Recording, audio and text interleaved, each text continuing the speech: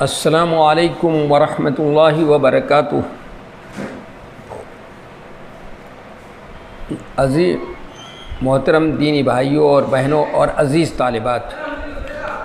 بسم اللہ الرحمن الرحیم وبہ نستعین۔ ہم لوگ اس سے پہلے درس میں باب کتابت العلم، علم کی باتوں کو لکھنے کا باب پڑھ رہے تھے کہ اب تک تو یہ بات تھی کہ پہنچاؤ علم کو، لوگوں سے سینہ بسینہ منتقل کرنے کی کوشش کرو۔ تو علم کو محفوظ کرنے کا بہترین ذریعہ ہے کہ قلم کے ذریعے سے اس کو نوٹ کر لیا جائے، لکھ لیا جائے، تو وہ دیر تک محفوظ رہتا ہے۔ اس کی وضاحت ہو رہی تھی۔ اس میں بہت سی حدیثیں نقل کی ہیں امام بخاری رحمۃ اللہ علیہ نے اپنے مدعا کو ثابت کرنے کے لیے۔ اس میں سب سے پہلی حدیث جو آئی تھی، جو خاص طور سے ان کو روافض کے سامنے اس کو پیش کرنے کی ضرورت ہے، اور وہ جو اس طرح کی بے بنیاد باتیں کہ جیسے یوم غدیر کے موقع پر نبی علیہ الصلاۃ نے حضرت علی کرم اللہ وجہہ کو یہ لکھ کر دیا تھا، وصیت لکھ کر دیا تھا کہ تم میرے بعد خلیفہ ہوگے۔ تو حضرت علی گویا کہ وصی ہیں ان کی نظر میں۔ تو ابھی دیکھا تھا آپ نے کہ ابو جحیفہ نے ان سے سوال کیا، قلت لعلی بن ابی طالب، یہ سب بات گزر چکی ہے، هل عندکم کتاب، کہ میں نے پوچھا تھا عامر شعبی سے، انہوں نے ابو جحیفہ سے انہوں نے کہا کہ میں نے حضرت علی سے پوچھا آپ کے پاس کوئی کتاب ہے؟ انہوں نے کہا کہ نہیں، تو بس ایک اللہ کی کتاب ہے یا پھر سمجھ ہے جو کسی مسلمان کو دی جاتی ہے، یا پھر جو صحیفہ ورقہ میں لکھا ہوا ہے۔ میں نے کہا اچھا، اس صحیفے میں کیا لکھا ہے؟ انہوں نے علی رضی اللہ عنہ نے کہا دیت کا بیان، قیدیوں کو چھڑانے کا حکم، اور یہ کہ کوئی مسلمان کسی کافر کے بدلے میں قتل نہیں کیا جائے گا۔ یعنی ابو جحیفہ نے سوال کیا ہے، یہ سوال جیسی قیس بن عباد نے بھی یہ سوال حضرت علی سے کیا تھا۔ اس کی وجہ یہ بتائی جاتی ہے کہ شیعہ اس بات پر عقیدہ رکھتے تھے کہ رسول اللہ صلی اللہ علیہ وسلم نے اہل بیت اور خاص کر حضرت علی کو وحی کی کچھ ایسی باتیں لکھوائی ہیں جو کسی اور کو نہیں معلوم ہیں۔ حضرت علی کے جواب سے معلوم ہوا کہ شیعوں کا یہ عقیدہ غلط ہے،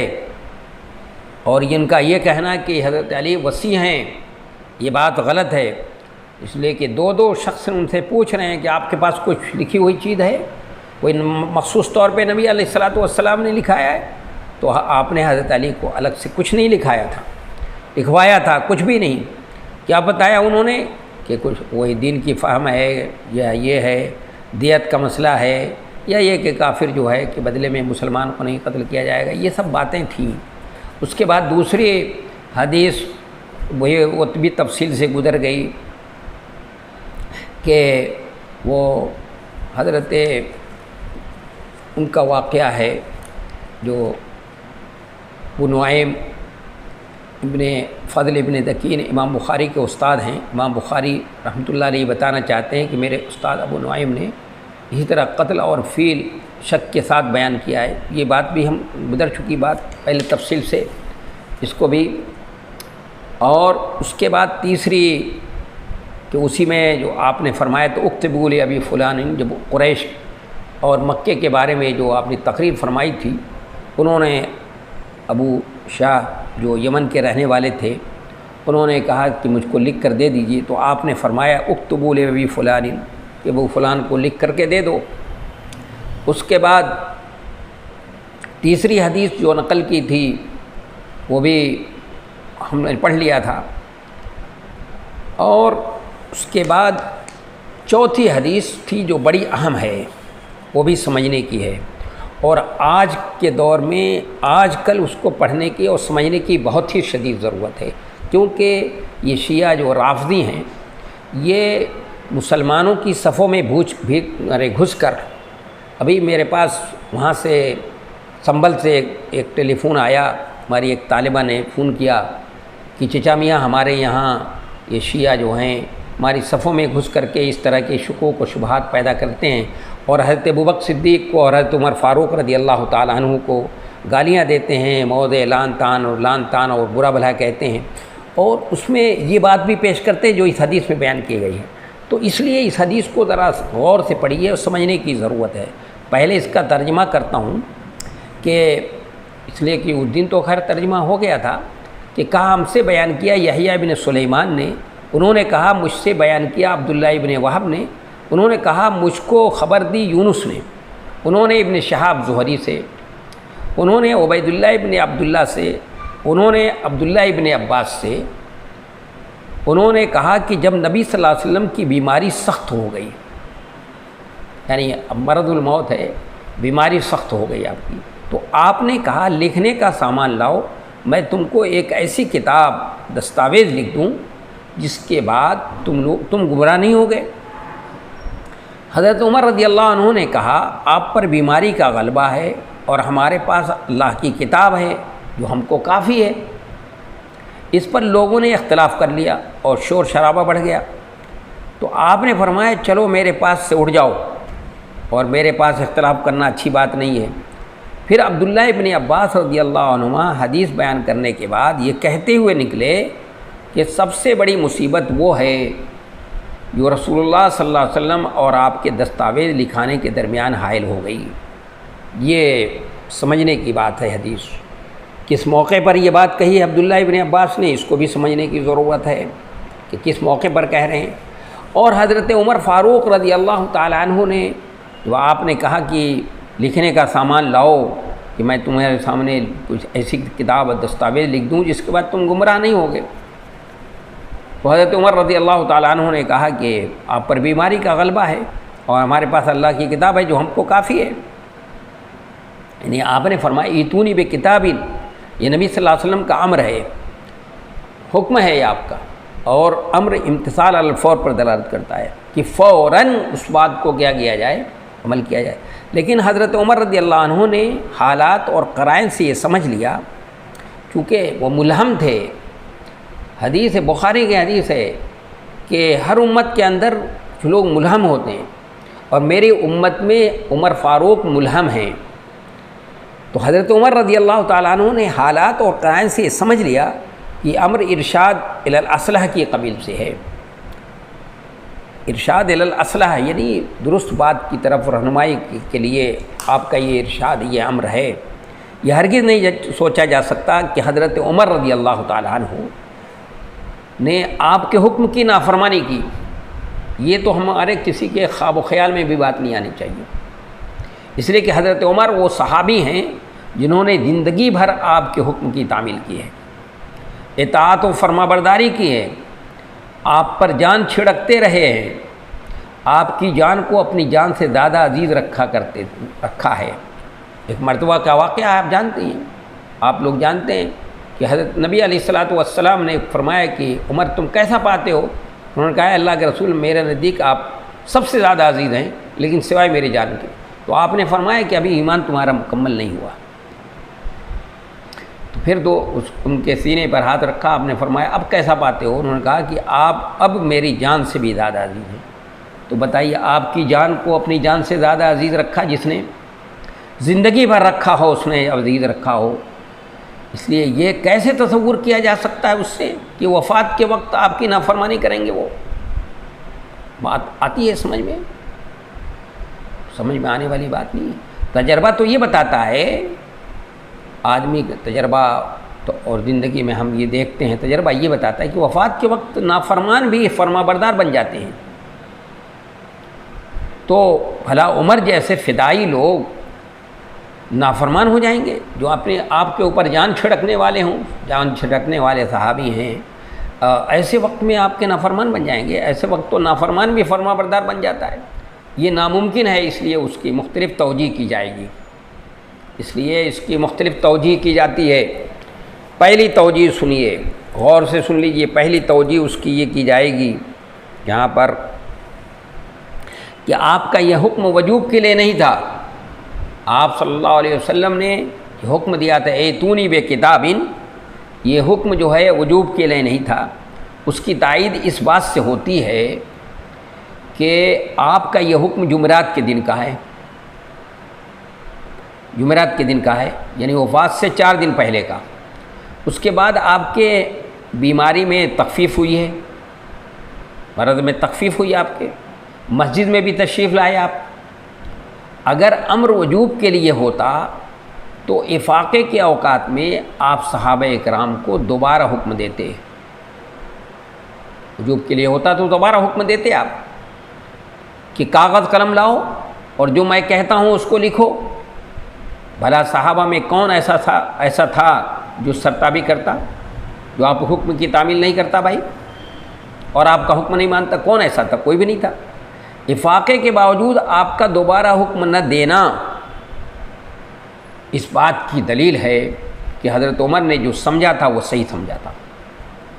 کیونکہ ملہم تھے وہ۔ اس لیے ابن الجوزی رحمۃ اللہ علیہ نے لکھا ہے کہ جعل الحق علی لسانہ وقلبہ، اللہ نے حق کو ان کی زبان اور دل پر جاری اور ساری کر دیا تھا۔ وہ جو بات بھی کہتے تھے وہ حق بات کہتے تھے۔ شیعوں کو یہ سمجھنا چاہیے۔ اس لیے اس کی وجہ سے حضرت عمر فاروق رضی اللہ عنہ کی شخصیت کو موضع لعن طعن ٹھہرانا، یہ جیسے وہ نفرت کے اور عداوت کا اظہار کرتے ہیں، ان کو سمجھنا چاہیے، پھر غور سے پڑھیں جا کر ان کی زندگی کو، اور خاص طور سے حضرت وہ یہ علامہ شبلی نعمانی کی کتاب پڑھ لیں جو الفاروق کے نام سے 2 جلدوں میں، یا عبقریت عمر مصطفیٰ اس نے لکھا ہے، عقاد نے لکھا ہے عبقریت عمر رضی اللہ تعالیٰ عنہ، اور حضرت عمر فاروق رضی اللہ تعالیٰ عنہ پر بہت سی کتابیں لکھی جا چکی ہیں، اور اس کو پڑھے آدمی تو سمجھ میں آئے گا۔ ان کو شیعوں نے، رافضیوں نے کچھ پڑھا نہیں ہے، سمجھا نہیں ہے، تو ان کے سامنے وہ غلط اور من گھڑت روایتیں ہیں، کچھ من گھڑت چیزیں ہیں، اس کی وجہ سے وہ حضرت عمر فاروق رضی اللہ عنہ کی شخصیت کو حسد اور جلن میں بغض اور عناد کی بنیاد پر موضع لعن طعن کرتے ہیں۔ تو ایک توجیہ تو یہ کی گئی۔ دوسری توجیہ، اس حکم میں صحابہ اکرام رضوان اللہ علیہم کا اختلاف ایسا ہی ہے جیسا بنو قریظہ کے موقع پر آگ کے حکم میں ہوا تھا۔ آپ نے صحابہ کو حکم دیا تھا کہ لا یصلین احدکم العصر الا فی بنی قریظہ، یعنی آپ نے تاکید کے ساتھ منع فرمایا کہ عصر کی نماز بنو قریظہ میں پہنچنے کے بعد پڑھی جائے، اس کے پہلے ہرگز نہ پڑھی جائے، بڑی تاکید سے فرمایا تھا آپ نے۔ لیکن ہوا یہ کہ نماز فوت ہونے کے ڈر سے کچھ صحابہ نے پہلے ہی پڑھ لیا، اور کچھ نے امر کے ظاہر پر عمل کرتے ہوئے نماز نہیں پڑھی،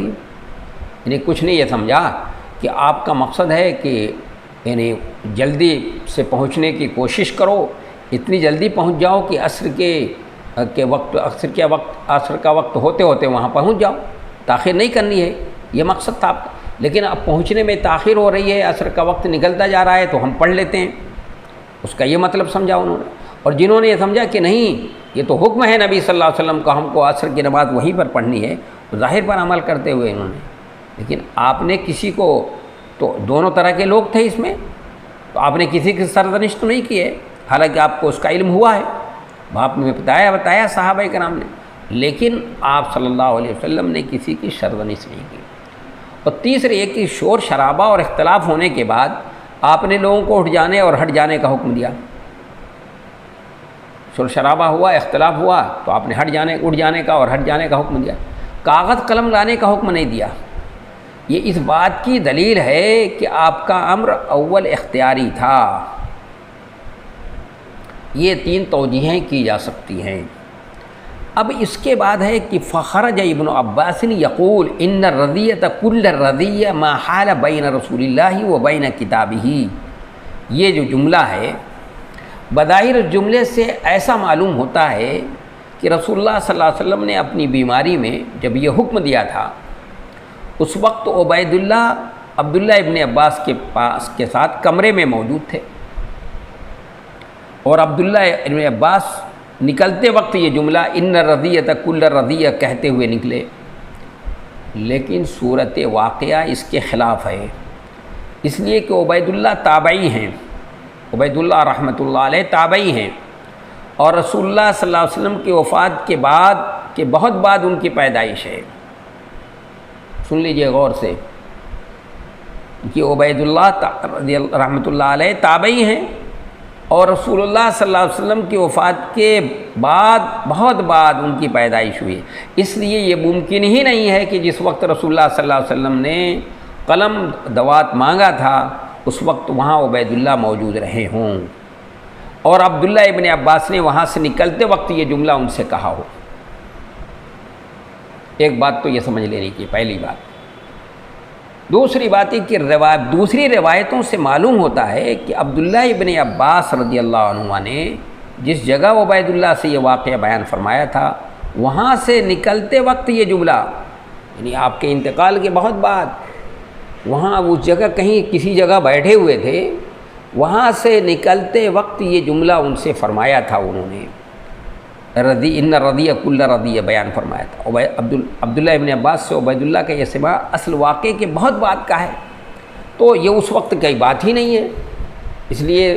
اس کو سمجھنے کی کوشش کی جائے۔ اور جب یہ بات واضح ہو گئی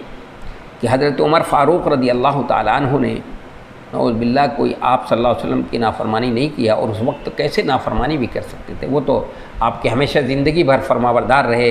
اطاعت شعار رہے، آپ کے اوپر جان چھڑکتے رہے،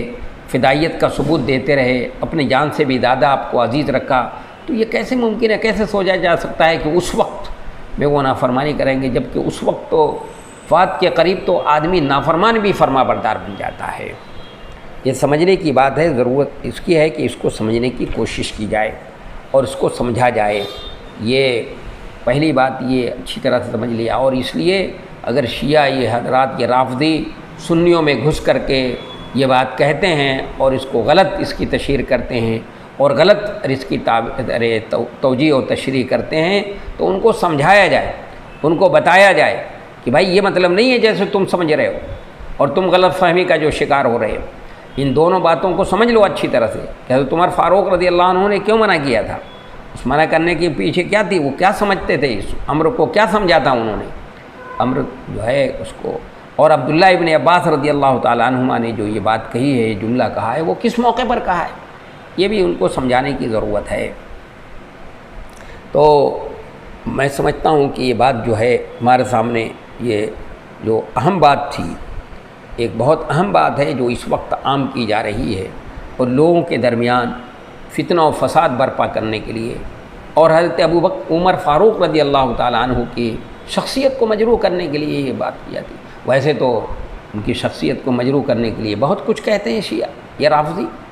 اور حضرت ابوبکر صدیق رضی اللہ عنہ کو نعوذ باللہ غاصب کہتے ہیں، جیسے کہ ایک رافضی نے مجھ سے یہ کہا، اور بہت سی دلیلیں کہ نبی حضرت علی وصی ہیں، تو میں نے کہا بھائی دلیل من گھڑت ہے، وہ حدیث من گھڑت ہے۔ اس نے کہا میں آپ کے پاس ثبوت لا کر پیش کر دوں گا، 3 دن کے اندر اندر ثبوت پیش کر دوں گا۔ ابھی 9 مہینے تو ہو گئے، ابھی تک تو وہ پیش نہیں کر سکا وہ ثبوت۔ کہہ رہا تھا نیٹ پر سے فوراً لا کر کے دلیل آپ کے سامنے کیا کروں گا، پیش کر دوں گا۔ اور اس لیے حضرت ابوبکر صدیق نعوذ باللہ غاصب ہیں، نعوذ باللہ۔ اور اس نے کہا کہ اور ایسی بات کہی، دیکھیے کیسی گھٹیا بات سوچ ان کی فکر ہے، ان رافضیوں کی سوچ اور فکر کیسی گھٹیا ہے، کس طرح گھٹیا سوچ اور فکر کے لوگ ہیں۔ وہ کہنے لگا کہ وہ تو ابوبکر صدیق کو تو خلیفہ جو ان لوگوں نے نماز پڑھنے کے لیے جو نبی صلی اللہ علیہ وسلم نے بڑھایا تھا، تو ایسی ہے جیسے ہمارے یہاں مسجدوں میں امام صاحب نہ ہوں تو جو سفید پوش ہوتا ہے اس سفید پوش کو نماز پڑھانے کے لیے آگے بڑھا دیا جاتا ہے، اسی طرح ابوبکر صدیق کو آگے بڑھا دیا گیا نماز پڑھانے کے لیے۔ پاگل کو، دیوانے کو پتہ نہیں ان کو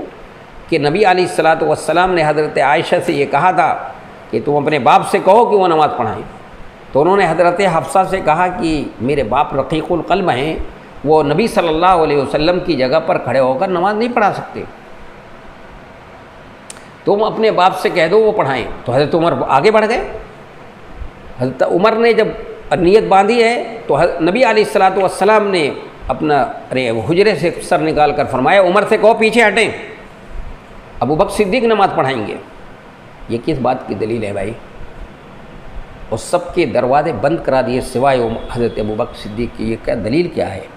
اس لیے امامت صغرا کے اوپر لوگوں نے امامت کبریٰ کو جو ہے وہ کو قیاس کرتے ہوئے کہا کہ حضرت ابوبکر صدیق ہی جو ہیں اس کے زیادہ اہل ہیں، اور بہت سے اشارے ہیں، وہ حدیث بھی ان کے سامنے ہونے چاہیے، ان رافضیوں کے سامنے وہ حدیث نہیں ہے بخاری کی، یہ خاتون آئی نبی علیہ الصلاۃ والسلام سے معلوم کیا کہ اے اللہ کے رسول صلی اللہ علیہ وسلم، میں آپ زندہ ہیں تو میں دین کی باتیں آپ سے معلوم کر لی ہوتی ہوں، اگر مدینے میں آؤں اور آپ سے ملاقات نہ ہو تو کس سے معلوم کروں؟ آپ نے فرمایا ابوبکر صدیق سے، کہا اگر وہ بھی نہ ملے تو، کہا عمر فاروق سے، کہا اگر وہ بھی نہ ملے تو، کہا عثمان غنی سے۔ دیکھیے ترتیب بتا رہے ہیں آپ، کہا کہ اگر وہ بھی نہ ملے تو کہا اس سے پہلے مرنے کی تمنا کر لینا کہ فتنے کا دور ہوگا۔ یہ حدیث بخاری کی حدیث ہے۔ ان رافضیوں کو یہ نہیں سمجھ میں آتی یہ حدیث، جو اپنے وہ کافی کی جو موضوع من گھڑت روایتوں کا مجموعہ ہے، وہ حدیثوں کو دیکھ کر کے وہ کیا کرتے ہیں، یہ شیخین کی شخصیت کو مجروح قرار دیتے ہیں۔ اس لیے بجا فرمائے حضرت امام ابو حنیفہ رحمۃ اللہ علیہ نے کہ نحن نحب الشیخین، نحن نفضل الشیخین ونحب الخطنین ونؤمن بمسح الخفین، کہ ہم شیخین کو دوسرے اور صحابہ کرام پر فضیلت دیتے ہیں۔ ہمارا یہ عقیدہ ہے کہ ان کو امت میں سب سے افضل مقام جو ہے حضرت ابوبکر صدیق کا ہے، اس کے بعد عمر فاروق کا ہے۔ اور تیسری بات یہ کہ ہم دونوں دامادوں سے محبت کرتے ہیں، یعنی عثمان غنی سے بھی محبت کرتے ہیں، حضرت علی مرتضیٰ سے بھی محبت کرتے ہیں، اور ہم مسح الخفین دونوں موضوع پر مسح کرنے کی بھی بات کرتے ہیں، چونکہ وہ بھی 70 سے زیادہ صحابہ کرام سے ان کا قول ہے امام ابو حنیفہ رحمۃ اللہ علیہ کا۔ میں سمجھتا ہوں کہ تھوڑی سی تفصیل میں نے بیان کر دی، کیونکہ حالات اس وقت ایسی ہیں اور رافضی جو ہیں ہمارے صفوں میں گھس کر کے، سنیوں کے درمیان گھس کر کے اس طرح کی چیزیں پھیلا رہے ہیں، اور دونوں میں شکوک سادہ لوگوں کے ذہنوں میں، جو بیچارے جاہل لوگ ہیں جو جانتے نہیں ہیں، ان کے دلوں میں شکوک و شبہات پیدا کر رہے ہیں، اور ان کو بھی حضرت ابوبکر صدیق اور حضرت عمر فاروق کے خلاف اکسا رہے ہیں، بھکا رہے ہیں، اور اس طرح کی چیزیں بیان کرتے ہیں۔ واقع فدق کی زمین کا مسئلہ بھی بیان کرتے ہیں، اور بھی دوسری چیزیں بھی غلط طریقے سے، غدیر خم والی بھی حدیث وہ اس میں اضافے کے ساتھ بیان کرتے ہیں، جو بخاری کے اندر جتنی ہے اتنی نہیں بیان کرتے، اس سے زیادہ بیان کرنے کی کوشش کرتے ہیں۔ تو صحیح چیزیں ان کے پاس تو ہے نہیں، ان کا دین تو، ان کا جو دین ہے، ان کی شریعت ہے، وہ سب خرافات پر مبنی ہے۔ ان کا سارا دین جو ہے خرافات پہ ہے، ضعیف اور من گھڑت روایتوں پر ہے۔ ان کا دین تو من مانی ہے، ان کا جو ان کی طبیعت چاہتی ہے اس کو جو ہے وہ اختیار کر لیتے ہیں۔ اس لیے بہت چوکنا رہنے کی ضرورت ہے اس وقت مسلمانوں کو، اور اس وقت خاص طور سے ہمارے مسلمان بھائیوں کو تو بہت زیادہ ان سے چوکنا رہنے کی ضرورت ہے۔ انہوں نے ہمیشہ جو ہے اسلام کو اور مسلمانوں کو نقصان پہنچایا ہے، ہماری صفوں میں گھس کر کے انہوں نے ہمیشہ نقصان پہنچایا ہے، تو ان سے آج خیر کی توقع نہیں کی جا سکتی۔ اب جانتے ہیں یہ ہمیشہ ہم وہ اس راستے پر چلتے ہیں، وہ ڈگر پر، جس ڈگر پہ چل کر ہم کو نقصان پہنچا سکیں، اس لیے ان سے بہت چوکنا رہنے کی ضرورت ہے۔ تو آگے کا باب پڑھتا ہوں جو 40واں باب ہے، باب العلم، بسم اللہ الرحمن الرحیم وبہ نستعین، باب العلم والعدۃ باللیل۔ بہ قال حدثنا صدقۃ اخبرنا ابن عیینہ عن معمر عن الزہری عن ہند عن ام سلمۃ وعمر ویحیی بن سعید عن الزہری عن ہند عن ام سلمۃ قالت استيقظ النبي صلى الله عليه وسلم ذات ليلة وقال سبحان الله ماذا أنزل الليلة من الفتن وماذا فتح من الخزائن أيقظوا صواحبات الهجر فرب كاسية في الدنيا عارية في الآخرة، یہ او کما قال صلی اللہ علیہ وسلم۔ یہ ہے، پہلے ترجمہ کرتا ہوں، پھر اس کے بعد سمجھنے کی کوشش کی جاتی ہے، اور پھر یہ بھی سمجھنے کی کوشش کریں گے کہ اس حدیث سے عملی زندگی میں ہم کو کیا فائدہ پہنچتا ہے۔ تو پہلے ترجمہ کرتا ہوں کہ باب العلم والعظۃ باللیل، باب رات میں علم اور واعظ کی بات کہنا، رات میں علم اور واعظ کی بات کہنا۔ باب کہا ہم سے صدقہ نے بیان کیا، انہوں نے کہا ہم کو سفیان ابن عیینہ نے خبر دی، انہوں نے معمر سے، انہوں نے زہری سے، انہوں نے ہند سے، انہوں نے ام سلمہ رضی اللہ تعالی عنہ سے، دوسری سند، اور سفیان ابن عیینہ نے دوسری سند، دو سندوں سے، انہوں نے عمرو بن دینار اور یحییٰ بن سعید سے روایت کیا، انہوں نے زہری سے، انہوں نے ہند بنت حارث سے، انہوں نے ام سلمہ رضی اللہ تعالیٰ، انہوں نے کہا کہ ایک رات نبی صلی اللہ علیہ وسلم نیند سے بیدار ہوئے تو فرمایا سبحان اللہ، اللہ ہر عیب سے پاک ہے، آج رات میں بہت سارے فتنے اتارے گئے. کیا فرمایا آپ نے کہ آج رات استيقظ النبی ذات لیلۃ فقال سبحان اللہ ماذا انزل اللیلۃ من الفتن. کہ آپ نے فرمایا سبحان اللہ آج رات میں بہت سارے فتنے اتارے گئے. وماذا فتح من الخزائن، اور بہت سارے خزانے کھولے گئے. ان کمروں میں سونے والیوں کو جگاؤ، عبادت کے لیے جگاؤ ان کو، اس لیے کہ دنیا میں بہت ساری کپڑا پہننے والی آخرت میں بالکل ننگی ہوں گی. یہ ترجمہ ہو گیا. یہ باب لا کر امام بخاری رحمۃ اللہ علیہ یہ بتانا چاہتے ہیں ان کا مقصد کیا ہے. یہاں پر اس باب کو لکھنے کا اور اس باب کو تذکرہ کرنے کا مقصد کیا ہے. یہاں پر امام بخاری رحمۃ اللہ علیہ کے اس باب کو ترجمۃ الباب کو ذکر کرنے کا مقصد یہ ہے کہ جو یہ جن حدیثوں میں عشاء کے بعد بات کرنے سے منع کیا گیا ہے، کہ کچھ حدیثوں میں چونکہ عشاء کے بعد بات کرنے سے منع کیا گیا ہے تو اس کو ایسی باتوں پر محمول کریں گے جن میں خیر اور علم کی بات نہ ہو. یعنی عشاء کے بعد آپ نے گویا یعنی گپے لڑانے سے اور لایانی گفتگو کرنے سے منع کیا ہے آپ نے، یعنی جس میں خیر اور علم کی بات نہ ہو. یعنی صرف گپے لڑانا ہو وقت گزارے کے لیے، جیسے کہ لوگ محفلوں میں بیٹھ جاتے ہیں، چوپالے لگائی دیتے ہیں اور گھروں میں میٹنگ ہوتی ہے، چوپالے ہوتی ہیں اور گپیں لڑائی جاتی ہیں، اس میں کوئی خیر کی بات نہیں ہوتی اور علم کی بات نہ ہو. تو اس سے منع کیا ہے نبی صلی اللہ علیہ وسلم نے. گویا امام بخاری رحمۃ اللہ علیہ اس بات کو ترجمۃ بات کو قائم کر کے کہہ رہے ہیں کہ اگر خیر اور علم دین کی بات ہو تو عشاء کے بعد بھی منع نہیں ہے. اگر علم کے لیے اگر کوئی عشاء کے بعد بیٹھتا ہے اور علم کی باتیں ہوتی ہیں، علم کی گفتگو ہو رہی ہے تو وہ ممنوع نہیں ہے. یعنی علم کی گفتگو، علم کی باتیں کی جا سکتی ہیں، اس میں کوئی حرج کی بات نہیں ہے. بلکہ حدیث کو جو حدیث نقل کی ہے، رات میں نیند سے بیدار ہو کر کے بھی دین کی باتیں کیا کی جا سکتی، بتائی جا سکتی ہیں. تو اس مقصد کے تحت امام بخاری رحمۃ اللہ علیہ نے گویا یعنی جو نہیں کا مقصد ہے اس مقصد کو واضح کرنا چاہتے ہیں کہ کیوں نبی صلی اللہ علیہ وسلم نے کیا، اور پھر دوسروں لوگوں کا ذہن بھی صاف کرنا چاہتے ہیں. تو یہ بات سمجھ میں آ گئی. اب آج اتنی ہی پر بس کرتے ہیں. انشاءاللہ کل جو ہے آگے والے درس میں انشاءاللہ یہ بات ہوگی. وما توفیق الا باللہ والسلام ورحمۃ اللہ.